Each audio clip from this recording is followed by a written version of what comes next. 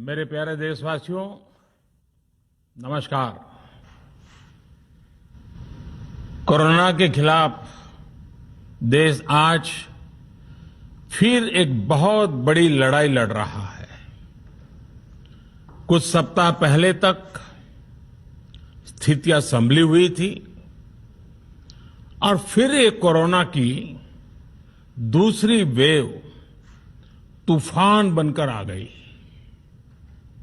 जो पीड़ा आपने सही है, जो पीड़ा आप सह रहे हैं, उसका मुझे पूरा एहसास है।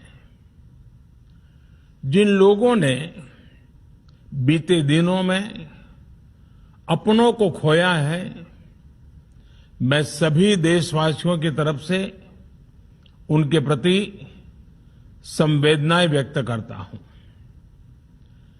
परिवार के एक सदस्य के रूप में मैं आपके दुख में शामिल हूं। चुनौती बड़ी है, लेकिन हमें मिलकर अपने संकल्प, अपने हौसले और तैयारी के साथ इसको पार करना है। साथियों, अपनी बात को विस्तार देने से पहले मैं देश के सभी डॉक्टरों, मेडिकल स्टाफ, पैरामेडिकल स्टाफ, हमारे सभी सफाई कर्मचारी भाई बहन, हमारे एम्बुलेंस के ड्राइवर्स, हमारे सुरक्षा बल, पुलिसकर्मी, सभी की सराहना करूंगा। आपने कोरोना की पहली वेव में भी अपना जीवन दांव पर लगाकर लोगों को बचाया था। आज आप फिर इस संकट में अपने परिवार, अपने सुख, अपनी चिंता छोड़कर दूसरों का जीवन बचाने में दिन रात जुटे हुए हैं। साथियों, हमारे शास्त्रों में कहा गया है, त्याज्यम न धैर्यम विदुरेऽपि काले, अर्थात कठिन से कठिन समय में भी हमें धैर्य नहीं खोना चाहिए। किसी भी परिस्थिति से निपटने के लिए हम सही निर्णय लें, सही दिशा में प्रयास करें, तभी हम विजय हासिल कर सकते हैं। इसी मंत्र को सामने रखकर आज देश दिन रात काम कर रहा है। बीते कुछ दिनों में जो फैसले लिए गए हैं, जो कदम उठाए गए हैं, वो स्थिति को तेजी से सुधारेंगे। इस बार कोरोना संकट में देश के अनेक हिस्से में ऑक्सीजन की डिमांड बहुत ज्यादा बढ़ी है। इस विषय पर तेजी से और पूरी संवेदनशीलता के साथ काम किया जा रहा है। केंद्र सरकार, राज्य सरकारें, प्राइवेट सेक्टर, सभी की पूरी कोशिश है कि हर जरूरतमंद को ऑक्सीजन मिले।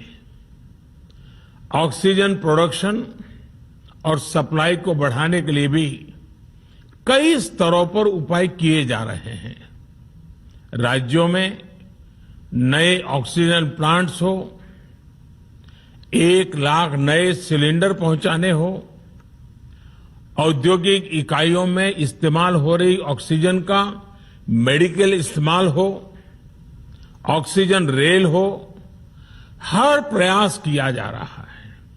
साथियों, इस बार जैसे ही कोरोना के केस बढ़े, देश के फार्मा सेक्टर ने दवाइयों का उत्पादन और बढ़ा दिया है। आज जनवरी फरवरी की तुलना में देश में कई गुना ज्यादा दवाइयों का प्रोडक्शन हो रहा है। इसे अभी और तेज किया जा रहा है। कल भी मेरी देश की फार्मा इंडस्ट्री के बड़े जो प्रमुख लोग हैं, उसके जो एक्सपर्ट लोग हैं, उनसे बहुत लंबी चर्चा हुई है।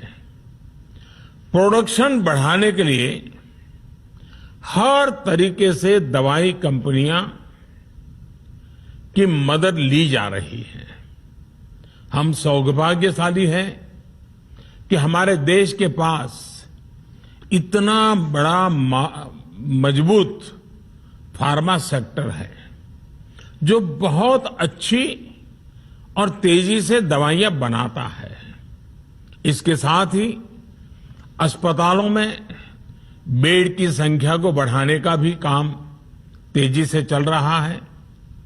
कुछ शहरों में ज्यादा डिमांड को देखते हुए विशेष और विशाल कोविड हॉस्पिटल बनाए जा रहे हैं। साथियों, पिछले वर्ष जब देश ने कोरोना के कुछ ही मरीज सामने आए थे, उसी समय भारत में कोरोना वायरस के खिलाफ प्रभावी वैक्सीन के लिए काम शुरू कर दिया था। हमारे वैज्ञानिकों ने दिन रात एक करके बहुत कम समय में देशवासियों के लिए वैक्सीन विकसित की है।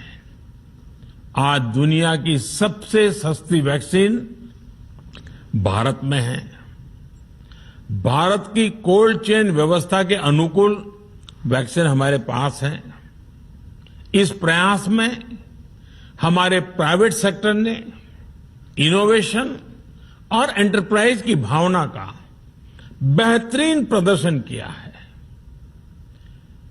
वैक्सीन्स की अप्रूवल्स और रेगुलेटरी प्रोसेसेस को फास्ट ट्रैक पर रखने के साथ ही सभी साइंटिफिक और रेगुलेटरी मदद को बढ़ाया गया है। यह एक टीम एफर्ट है जिसके कारण हमारा Bharat 2 made in India vaccine के साथ दुनिया का सबसे बड़ा टीकाकरण अभियान शुरू कर पाया। टीकाकरण के पहले चरण से ही गति के साथ ही इस बात पर जोर दिया गया कि ज्यादा से ज्यादा क्षेत्रों तक, जरूरतमंद लोगों तक वैक्सीन पहुंचे। दुनिया में सबसे तेजी से भारत में पहले 10 करोड़, फिर 11 करोड़ और अब 12 करोड़ वैक्सीन डोज दिए गए हैं। आज कोरोना से इस लड़ाई में हमें हौसला मिलता है कि हमारे health care workers, frontline corona warriors और सीनियर सिटीजन्स के एक बड़े हिस्से को वैक्सीन का लाभ मिल चुका है।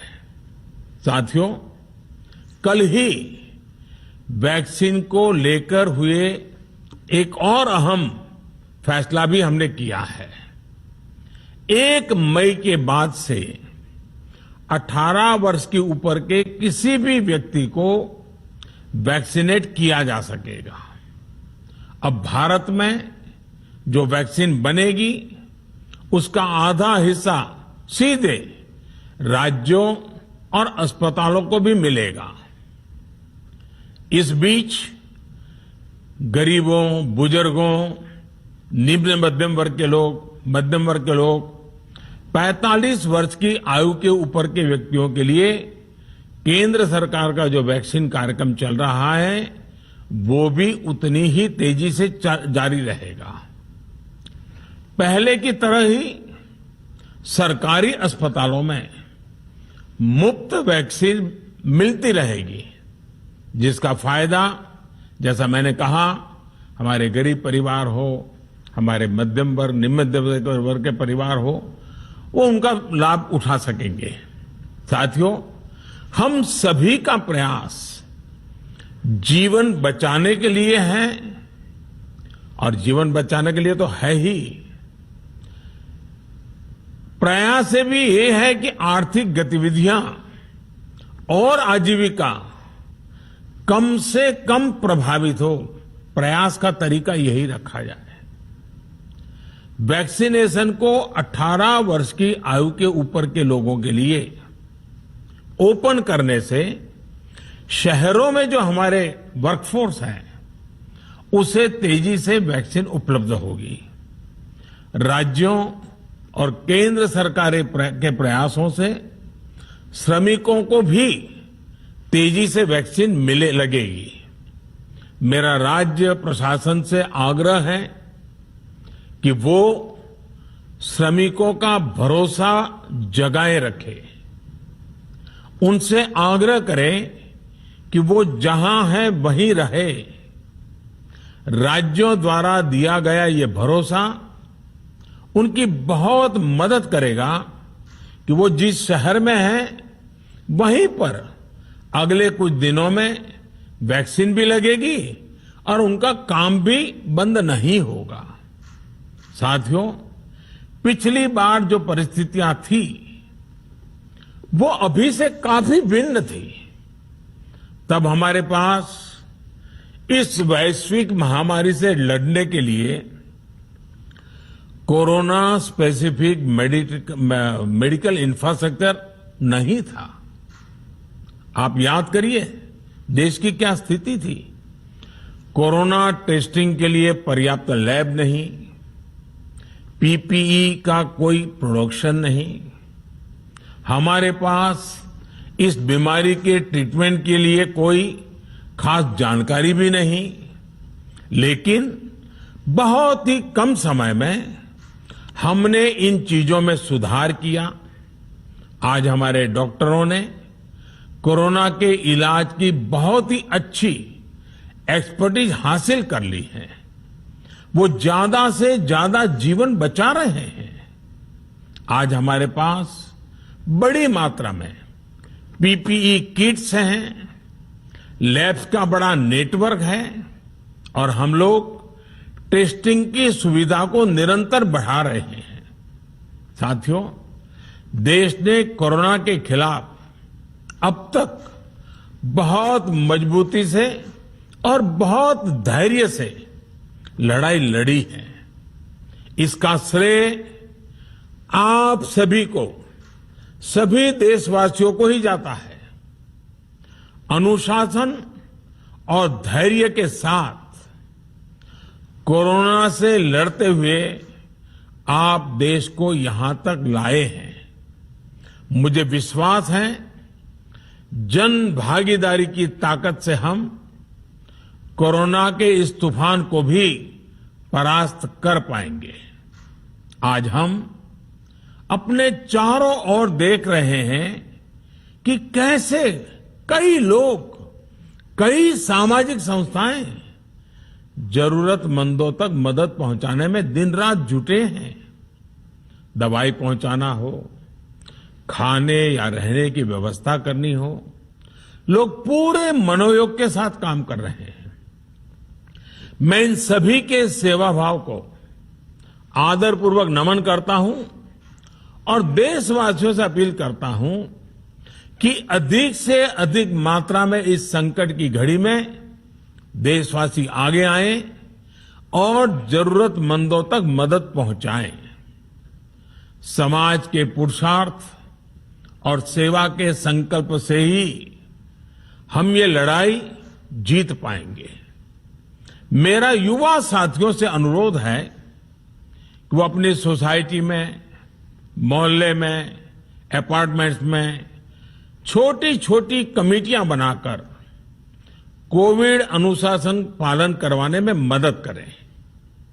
हम ऐसा करेंगे तो सरकारों को न कभी कंटेनमेंट जोन लगाने की जरूरत पड़ेगी, न कर्फ्यू लगाने की जरूरत पड़ेगी और लॉकडाउन का तो सवाल ही नहीं उठता है, आवश्यकता ही नहीं पड़ेगी।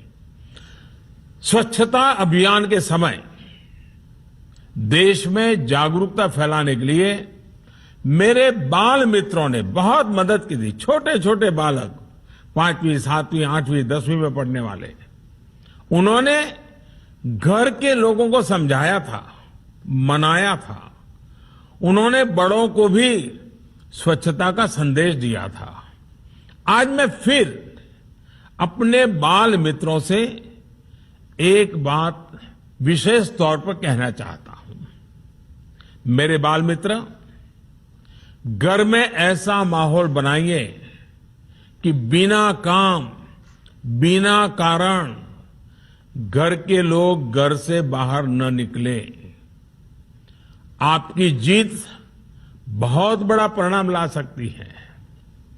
प्रचार माध्यमों से भी मेरी प्रार्थना है कि ऐसे संकट की घड़ी में वो लोगों को सतर्क और जागरूक करने के लिए जो प्रयास कर रहे हैं उसे और बढ़ाएं। इसके साथ ही इसके लिए भी काम करें कि डर का माहौल कम हो सके, लोग अफवाह और भ्रम में न आए। साथियों, आज की स्थिति में हमें देश को लॉकडाउन से बचाना है। मैं राज्यों से भी अनुरोध करूंगा कि वो लॉकडाउन को अंतिम विकल्प के रूप में ही इस्तेमाल करें।